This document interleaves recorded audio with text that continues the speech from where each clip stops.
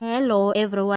A plot to kill former State Security Agency Director General Adv Fraser was hatched after he opened the Phala case against President Cyril Ramaphosa. The Sunday Independent can exclusively reveal that Fraser has not seen his family since he opened the criminal case against Ramaphosa and the head of the Presidential Protection Service, General Wally Rood, at Rosebank Police Station, Johannesburg on 1 June this year. The former Correctional Services Commissioner has been in hiding after he received credible information that there was a hit on him and his lawyer, Advocate Moses Sikhakhane. Fraser confirmed this week that he was aware of the plot. Adv Fraser said, "I'm aware of those claims and having independently investigated them. I can only conclude that these inducements and threats originate directly from the president or people acting in his interest." He then refused to give further details or what he had uncovered about the matter. Fraser also confirmed that his lawyer had also become a target. He went on to say, "Both of us have been put through hell with inducements and serious threat to our lives since I laid the charges against the president."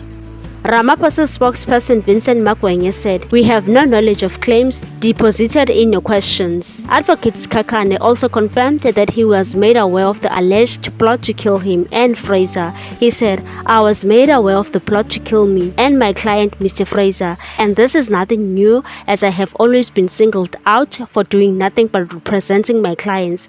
I have also been targeted by even my own colleagues for cases that I do. My white colleagues have never been troubled for who they are representing." The Sunday Independent also revealed that a well-known Cape Town underworld boss, whose name is known to the publication, in the same meeting, the confidant who was told that if Fraser refused the offer, a well-known notorious taxi boss from Pretoria who had been linked to several assassinations of prominent figures around the Sandton area will deal with him and Sikhakhane. It is not known who gave the underworld boss a minute to negotiate with Fraser's confidant, as he has been linked to several politicians.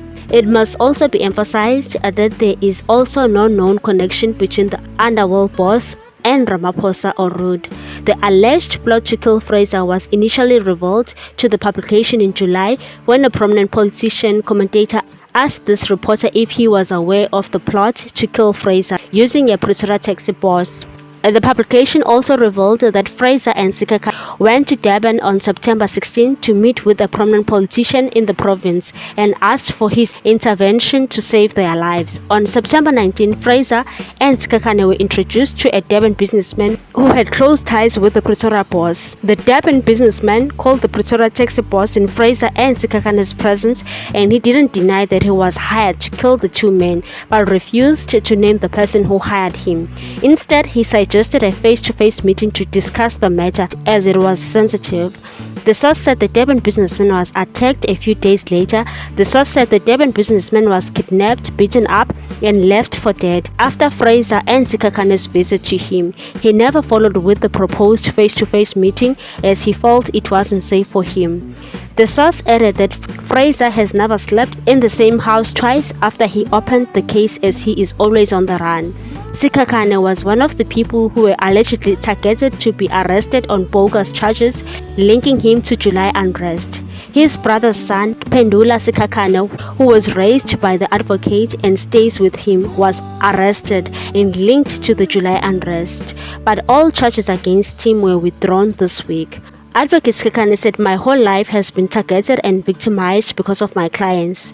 I too was also supposed to be arrested and linked to the July unrest just to tarnish my image and reputation."